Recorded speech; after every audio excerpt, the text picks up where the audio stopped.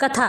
भगवान श्री कृष्ण ने कहा, योगाभ्यास से सब संभव है। राधे राधे। जैसा मैं तो मनीतू पांडे यूट्यूब चैनल पर आप सबका स्वागत करती हूँ। इस प्रसंग का वर्णन श्रीमद् भगवद गीता में मिलता है। 18वें अध्याय का यह श्लोक हमें यह बताता है कि मनुष्य अपने जीवन में कोई भी कार्य तभी कर सकता है जब उसका अभ्यास करता रहे। अगर कोई मनुष्य हर रोज प्रतिदिन अपने लिए भोजन बनाता है और 5 वर्षों तक वह भोजन बनाना बंद कर देता है या 1 वर्ष तक भी भोजन बनाना बंद कर देता है, तो देखना उसके हाथ से रोटी नहीं बनती है, और बन भी जाएगी तो रोटी पकेगी नहीं। यही अभ्यास है। जीवन में अगर किसी कार्य को करते रहना है और उस चीज में कुशल बने रहना है तो उसका अभ्यास नित्य प्रति करना ही पड़ेगा और हर रोज करते रहना पड़ेगा, क्योंकि जिस दिन यह अभ्यास छूट जाएगा मनुष्य उस दिन अपना सारा काम भूल जाता है और अभ्यास के बिना किसी भी कार्य को कर पाना असंभव है। वैसे ही शिक्षा है। अगर आप शिक्षा को बार बार दान देते हैं, लोगों को बांटते रहते हैं, तो याद रखना ये हमेशा सदा सर्वथा दुगनी होती चली जाती है, क्योंकि ज्ञान देने से दुगना होता है। और जिस दिन आप लोगों को ज्ञान देना बंद कर देंगे तो यह आपकी बुद्धि को भी हर लेगा, बुद्धि भ्रष्ट कर देगा, नाश हो जाएगा आपकी बुद्धि का। बुद्धि का विकास होने की जगह आप बुद्धि के नाशवान बन जाएंगे। और यही नहीं, जीवन में कौन सा कार्य अच्छे से करना है, किस प्रकार करना है, यह भी आप सोचने लायक रह नहीं जाएंगे। योगाभ्यास का मतलब केवल किसी चीज पे निशाना लगाना या किसी चीज को बार बार देखना या किसी चीज का बनाना ही नहीं होता है। योगाभ्यास का मतलब किसी को अर्जन करना भी होता है। अर्जन करने का मतलब किसी को सीखना भी होता है। यानी कि आप अगर चटाई बनाना जानते हैं और अगर आप उसे बार बार नहीं बनाते हैं या लोगों को नहीं सिखाते हैं या शिक्षा किसी को दान में नहीं देते हैं तो आप इसे भूल जाएंगे। और एक समय के बाद आप उम्र होने के बाद कहेंगे, बहुत दिन हो गया बनाते बनाते, सो अब तो मैं भूल चुका हूँ या मैं भूल चुकी हूँ। इस तरह से लोग कहते हैं। यही योगाभ्यास है। भगवान श्री कृष्ण कहते हैं, हे अर्जुन, अपनी कला का तब पता चलता है जब मुश्किल घड़ी आने पर उस कला को उकेर कर और सबके सामने प्रस्तुत कर दिया जाए, वो भी सटीक तौर पर। तब लोग कहते हैं कि वाह क्या कला थी। इसी प्रकार यह युद्ध है। हे अर्जुन, अगर युद्ध में विजयी होना है तो तुम्हें युद्ध कौशल दिखाना होगा, युद्ध में लड़ना होगा। इस तरह से भगवान श्री कृष्ण अर्जुन को बार बार समझाते हैं कि जीवन भी एक रणभूमि की तरह है, कि जीवन में सुख और दुख जब आते हैं ना तो मनुष्य उस समय सुख में तो सब कुछ भूल जाता है, लेकिन जब दुख आता है ना तो युद्ध योद्धा की तरह वह भी दुख के भंवर में फंसा रहता है और दुख के भंवर से लड़ता रहता है। कभी उसके पास पैसों की कमी होती है तो कभी संस्कार की, कभी अपने बर्ताव की, व्यवहार की कमी होती है, तो कभी उसे दूसरों से अच्छा व्यवहार नहीं मिलता है, दूसरे उसका अपमान करते चले जाते हैं।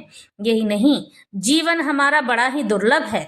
मनुष्य अपने जीवन को दुर्लभ स्वयं बनाता है, उसके लिए परमात्मा कुछ नहीं कर सकते हैं।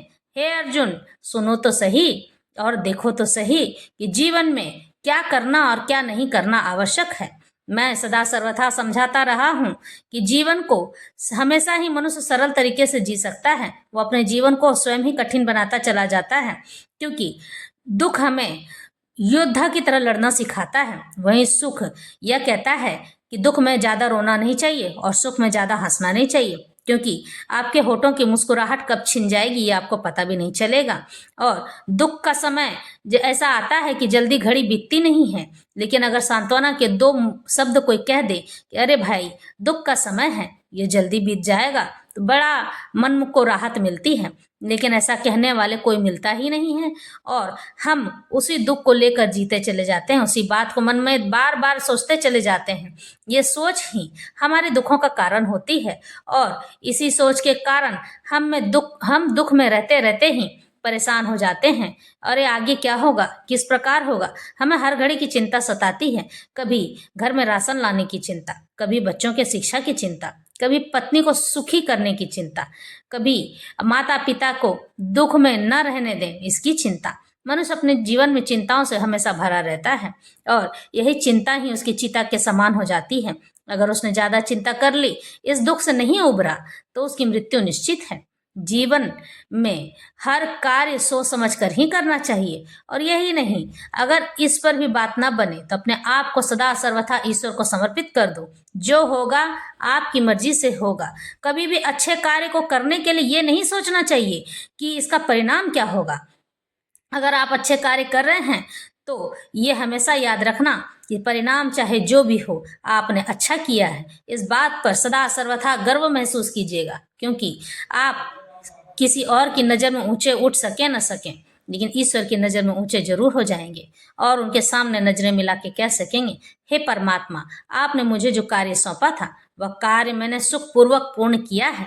और यही चीज आपको ईश्वर के और समीप लेकर जाती है। भगवान श्री कृष्ण आज समझाते हैं, घृत्या यया धार्यते मनः प्राणेन्द्रिय क्रिया योगे नाव्य विचारिण्या घृति सा पार्थ सात्विकी। हे पृथापुत्र, जो अटूट है, जिसे योगाभ्यास योग के अभ्यास द्वारा अचल रहकर अडिग रहकर धारण किया जाता है और जो इस प्रकार मन प्राण तथा इंद्रियों के कार्यों द्वारा इसको वश में रखती है, वह घृति कहलाती है, सात्विक कहलाती है। योग परमात्मा को जानने का साधन है। जो व्यक्ति मन प्राण तथा इंद्रियों को परमात्मा में एकाग्र करके दृढ़ता पूर्वक उस पर अडिग रहकर उनमें स्थित रहता है, वही कृष्ण भावना में तत्पर होता है। ऐसी घृति, ऐसा कार्य सात्विक कहलाता है। अव्यभिचारिण्या शब्द अत्यंत महत्वपूर्ण है, क्योंकि यह सूचित करता है कि कृष्ण भक्ति में तत्पर मनुष्य कभी किसी दूसरे कार्य द्वारा विचलित नहीं होता है।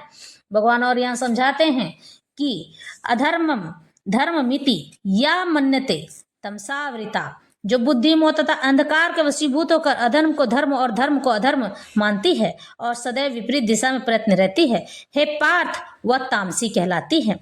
तामसी बुद्धि को जिस दिशा में काम करना चाहिए उससे सदैव उल्टी दिशा में काम करती है। यह उन धर्मों को स्वीकारती है जो वास्तव में धर्म नहीं है और वास्तविक धर्म को ठुकराती है। अज्ञानी मनुष्य महात्मा को सामान्य व्यक्ति मानते हैं और सामान्य व्यक्ति को महात्मा स्वीकार करते हैं। वे सत्य को असत्य तथा असत्य को सत्य मानते हैं। वे सारे कर्मों में कुपथ ग्रहण करते हैं, इसलिए उनकी बुद्धि तामसी कहलाती है। यानी कि जो सारे कर्मों को बुरे कर्मों को कर जाता हो वही तामस गुण कहलाता है, तामसी। बुद्धेर भेदम घृतेश्चैव गुणत स्त्री विधम श्रीनु प्रोच्यमान मशेषेन पृथक्वेन धनंजय। हे धनंजय, अब मैं प्रकृति के तीनों गुणों के अनुसार तुम्हें विभिन्न प्रकार की बुद्धि तथा घृति के विषय में विस्तार से बताना चाहता हूँ, तुम इसे सुनो। ज्ञान जो देने वाला हो, ज्ञेय जो उसको जानता हो, तथा ज्ञाता जो उस चीज को जानने वाला हो। व्याख्या, प्रकृति के गुणों के अनुसार तीन तीन पृथक विभागों में करने के बाद अब भगवान कर्ता यानी जो करने वाला है कि बुद्धि तथा उसके संकल्प धैर्य के विषय में उसी प्रकार से बता रहे हैं।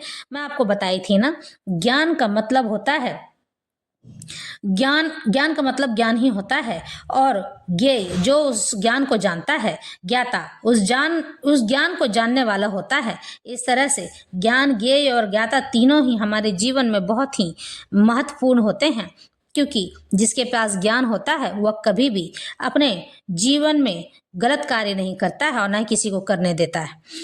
यया धर्म मधर्मम च कार्यम चाकार्यमेव च अयथाव प्रत जानाति बुद्धि सा पार्थ राजसी। हे पृथापुत्र, जो बुद्धि धर्म तथा अधर्म, करनी और अकरणी, जो कर सकता है जो नहीं कर सकता है, कर्म में भेद नहीं कर पाती है, वह राजसी गुण कहलाता है। यानी जो रोज कमाते और खाते हैं, इन्हीं गुणों को राजसी कहा जाता है। हे पृथापुत्र, वह बुद्धि सतोगुणी है। प्रवृत्तिम च निवृत्तिम च कार्य कार्यम भयाभय बंधम मोक्षम च या वेत्ति बुद्धि सा पार्थ सात्विकी। हे पृथापुत्र, वह बुद्धि सतोगुणी है जिसके द्वारा मनुष्य यह जानता है कि क्या करनी है, क्या करना है और क्या नहीं करना है, किससे डरना चाहिए और किससे नहीं डरना चाहिए, क्या बांधने वाला और क्या मुक्ति देने वाला है।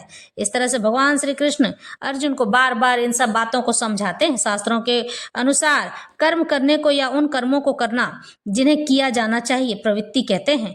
जिन कार्यों का इस तरह निर्देश नहीं होता वे नहीं किए जाने चाहिए। जो व्यक्ति शास्त्रों के निर्देशों को नहीं जानता है वह कर्मों तथा उनकी प्रतिक्रिया से बन जाता है। जो बुद्धि अच्छे बुरे का भेद बताती है वह सात्विकी कहलाता है। इस तरह से भगवान आज अर्जुन को समझाते हैं कि किस प्रकार से योगाभ्यास के द्वारा हम अपने जीवन को सरल और सुगम बना सकते हैं।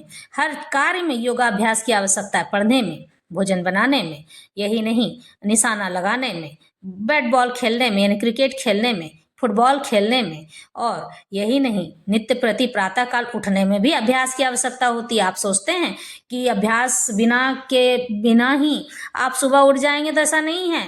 वो तो आलस का नाम ले लेगी। सुबह उठने के लिए भी अभ्यास की आवश्यकता होती है। जब आदमी अभ्यास करने लग जाता है और मन में दृढ़ संकल्प ले लेता है तो वही अग्रसर होता है। आज की कथा यहीं समाप्त।